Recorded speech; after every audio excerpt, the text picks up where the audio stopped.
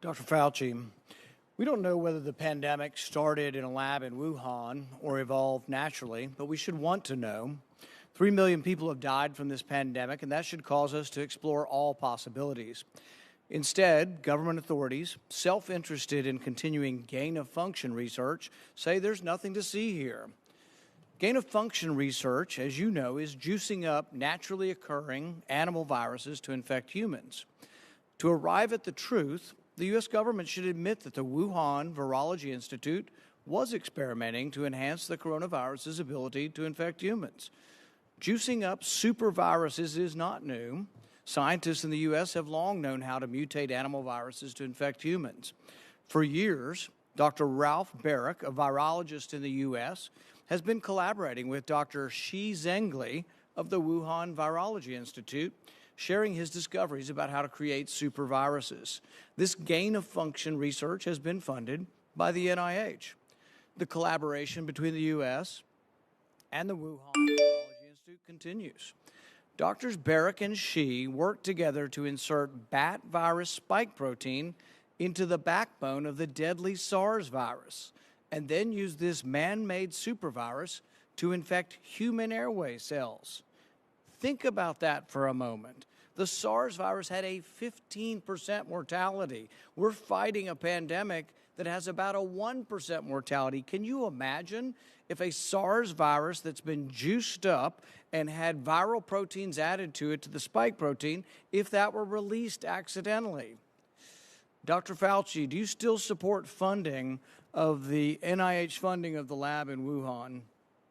Senator Paul, with all due respect, you are entirely and completely incorrect that the NIH has not ever and does not now fund gain-of-function research in the Wuhan Institute of Virology. Do they fund Dr. Baric? We do not fund. Do you fund Dr. Barrick's gain-of-function research? Dr. Barrett does not doing gain-of-function research, and if it is, it's according to the guidelines, and it is being conducted in North Carolina, not in China. You don't think inserting a bat virus spike protein that he got from the Wuhan Institute into the SARS virus is gain-of-function? That is You would not be in the minority because at least 200 scientists have signed a statement from the Cambridge Working Group saying that it is gain-of-function. Well, it is not. And if you look at the grant and you look at the progress reports, it is not gain-of-function, despite the fact that people tweet that. So do you still support sending money to the Wuhan Virology Institute? We do not send money now to the Wuhan Virology Institute. Do you support sending money? We did, under your tutelage. We were sending it through EcoHealth. It was a sub-agency and a sub-grant. Do you support the money from NIH that was going to the Wuhan Institute? Let me explain to you why that was done. The SARS-CoV-1 originated in bats in China. It would have been irresponsible of us if we did not investigate the bat viruses and the serology to see who might have been infected. Or perhaps it would be irresponsible China. to send it to the Chinese government that we may not be able to trust with this knowledge and with this incredibly dangerous viruses. Government scientists like yourself who favor gain-of-function research. I don't favor gain-of-function research in China. You are saying things that are not correct. Government defenders of gain-of-function, such as yourself, say that COVID-19 mutations were random and not designed by man. But interestingly, the technique that Dr. Baric developed forces mutations by serial passage through cell culture that the mutations appear to be natural. In fact, Dr. Baric named the technique the no-see-em technique because the mutations appear naturally. Nicholas Baker of the New York Magazine said nobody would know if the virus had been fabricated in a laboratory or grown in nature. Government authorities in the U.S., including yourself, unequivocally deny that COVID-19 could have escaped a lab. But even Dr. Shi in Wuhan wasn't so sure. According to Nicholas Baker, Dr. Shi wondered, could this new virus have come from her own laboratory? She checked her records frantically and found no matches. That really took a load off my mind, she said. I had not slept for days. The director of the gain-of-function research in Wuhan couldn't sleep because she was terrified that it might be in her lab. Dr. Barrick, an advocate of gain-of-function research, admits the main problem that the Institute of Virology has is the outbreak occurred in close proximity. What are the odds? Barrick responded, could you rule out a laboratory escape? The answer in this case is probably not. Will you, in front of this group, categorically say that the COVID-19 could not have occurred through serial passage in a laboratory? I do not have any accounting of what the Chinese may have done, and I'm fully in favor of any further investigation of what went on in China. However, I will repeat again, the NIH and NIAID categorically has not funded gain-of-function research to be conducted in the Wuhan Institute of Virology. You support it in the U.S. We have 11 labs doing it, and you have allowed it here. We have a committee to do it, but the committee has granted every exemption. You're fooling with Mother Nature here. You're allowing superviruses to be created with a 15% mortality. It's very dangerous. I think it was a huge mistake to share this with China, and it's a huge mistake to allow this to continue in the United States. And we should be very careful to investigate where this virus came from. I fully agree that you should investigate where the virus came from. But again, we have not funded gain-of-function research on this virus in the Wuhan Institute of Virology, no matter how many times you say it, there it was didn't research. happen. There was research done with Dr. Shi and Dr. Barrick. They have collaborated on gain-of-function research where they enhanced the SARS virus to infect human airway cells, and they did it by merging a new spike protein on it. That is gain-of-function. That was joint research between the Wuhan Institute and Dr. Barrick. You can't deny it. Senator Paul, your time has expired. Dr. Fauci, I will let you respond to that when we need to move on. Excuse me? I will allow you to respond to that, and then we'll move on. Yeah, I mean, I just wanted to say, I don't know how many times I can say it, Madam Chair. We did not fund gain-of-function research to be conducted in the Wuhan Institute of Virology. Thank you. Senator Senator is Smith. indeed a product of lab manipulation. Can you sit here and unequivocally say the viral studies that NIH helped fund, could not be indirectly or directly related to this final COVID-19 virus? Yeah, looking at this experiments that were done that we funded, there would not be that possibility. Unequivocally. Well, you know, they are talking about a hybrid virus of a mouse virus that was adapted to a mouse, that anyone that knows anything about virology would realize that that is not something that would infect a human, much less be pathogenic and transmissible. But we helped make the mouse that had the HLA receptor that this COVID-19 was specific for, and NIH was involved in the development of that humanized mouse? Yeah, yes, but as I mentioned in response to Senator Paul, the NIH and NIAID did not fund gain-of-function research to be conducted at the Wuhan Institute of Virology. But that's not my question. You know, the question is, could some of the funding you did, you can call it gain of function or not, developing the HLA receptor at the mouse, I'm not sure if you're going to call that gain of function or not, probably not. But could some of the funding indirectly ended up to the contribution of COVID-19? I'm not sure exactly where that question is going. I mean, you could do research on something as benign as looking at something that has nothing to do with it, and it could indirectly, someday, somehow, be involved. So if you want to trap me into saying yes or no, I'm not going to play that game. But we need to look at that very, very deeply and consider exactly that's why you've committed earlier to sharing all the viral. I'd be happy to share any information you would like with the committee. Okay. Thank you so much. I yield back. I approach you Thank now you. kind of as a physician who's done research in vaccines as much as more so than I'm approaching you as a senator. I was struck, and by the way, I'm incredibly frustrated.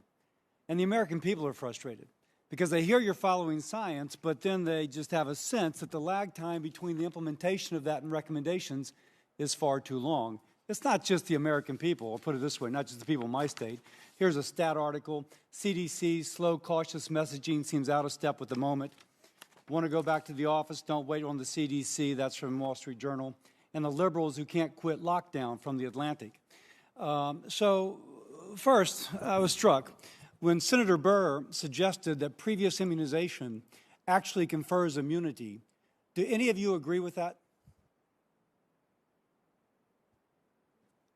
Dr. Fauci? Does previous immunization confer Does previous infection confer immunity? It does. We don't know what the durability of it is, but it certainly does confer Now, immunity. but we still recommend that they be vaccinated. Yeah, we do. That seems out of step.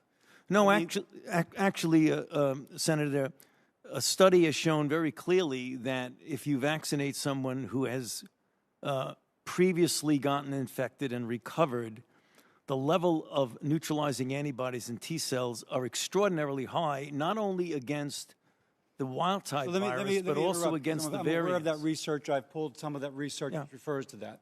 Right. My concern is that that would happen if you had another infection. All the immunization does is mimic a pre-existing infection. That is very well established with other viruses. No one has not established it for this virus. And indeed, some of this research shows that within 4 days, which is the window period, if you will, for an infection to become an illness, those antibodies rise quite precipitously. But we still recommend that they get 2 doses, even though the same literature shows that there is an increase in side effects when someone gets a second dose and they've been previously immunized. So, now not life-threatening, but nonetheless an increase in side effects. But nowhere do I see a recommendation that, well, don't get the second dose, because the literature shows that after 1 dose you've topped out your immunologic response and you're at an increased risk with the second dose. Would anybody like to speak to that? So there are studies ongoing to look at the first versus second dose. I agree with you. It is a very reasonable proposition for study, but the purpose of immunizing somebody who's been infected previously is to develop higher antibody titers. Those high antibody titers are what is so critical in preventing... The studies on other viruses show, hopefully we have research showing here, but it appears to, that a re-immunization merely mimics what would happen if somebody were exposed to the virus. All it does is kind of mimic that which would occur. Senator, this is a different virus. Each virus It is a different virus. So Dr. Marks, is there research going to explore that which I'm referring to? Because the research so far shows that within 4 days you get a significant increase in antibody titer. There's research that's been done to show that after vaccination, the nature of the immune response gives sufficiently high titer antibodies that the post-vaccination immune response... That's with every virus. That is not unique to this. Is likely superior to natural infection in this case in preventing against some of these variants. And I think that's what Dr. Fauci was getting to. And I'll also point out that the vaccines themselves, and presumably the previous infection, is also effective against the variants. By the way, can people go back to work if they've been vaccinated and not wear a mask, assuming they're not immunocompromised? We have about a third of people vaccinated. We have about a third of counties in this country that still have over 100 cases per 100,000. We are working to review our guidance and to update our guidance. We have put out 3 different guidance. I'm sorry, let me just ask again. If I'm vaccinated and I have antibody and I'm exposed to somebody else, what is my risk of coming down with symptomatic infection? 5%. 5% if I'm, no, that's overall. Not if I've been vaccinated and if I have antibody. That's if I'm vaccinated overall. Correct. If I don't think we have data on what you're looking at. We did not check antibodies on everybody who was vaccinated. But we could. We absolutely could, but to date we only have information. And we do know that 5%. If we're in if we know that critical mass or if we know that herd immunity is somewhere north of 60 or 70%, if we go into a workplace where within that workplace there is 100% immunization, such as here, we've achieved herd immunity. Yeah, there's somebody in here that may not be responding to the vaccine, but because everybody else has, they're protected. That's nowhere reflected. And right now we have federal agencies, which we've had employees not working for a year because the union says that they have to have special workplace precautions for them to return to work. There is consequence to this kind of delay, as the stat article shows, of the kind of updating of these recommendations. The American people are incredibly frustrated. And as Senator Collins says, they're beginning to disregard what you say that's true. Because what you say, so much of what you say is patently not true. I have to wear a mask when I'm outside and the wind's blowing at 20 miles an hour. That's been changed, but it was only changed recently. They seek not to believe those things which are true. You got to realize, you got to be more real time. Let me finish with this. I don't know if it was a stat article, the New York Times, that pointed on the HIV. The recommendations were much more kind of calibrated to real life. Listen, we know people are going to do this. If you're going to do it, please accept this recommendation. This is a blanket. Walk outside and wear a mask. You're vaccinated and everybody else is in the room is vaccinated, but you're wearing a mask.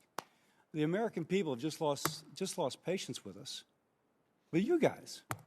I just ask you to just kind of be aware of their frustration and get a little real time into updating these things. I'm sorry to be so frustrated. I respect you all and thank you for your service.